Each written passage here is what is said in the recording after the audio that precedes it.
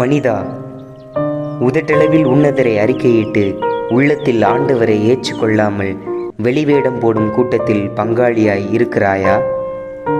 இன்று உன் மாற்றத்திற்கான அழைப்பு. தவமிருந்து பெற்ற மகனை எந்த தாயும் பலி கொடுப்பாளோ? வரமாக கிடைத்த மகனை எந்த தந்தையும் பாரி கொடுப்பாரோ? இல்லை.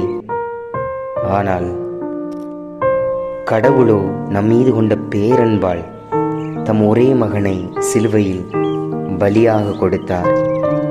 அன்று பாலை நிலத்தில் உயர்த்தப்பட்ட வெண்கல பாம்பை பார்த்தோர் மறு உயிர் பெற்றனர். இன்று சிலுவையில் உயர்த்தப்பட்ட இயேசுவை பார்த்து அவரில் நம்பிக்கை கொண்டோர் நிலை வாழ்வு பெறுவர்.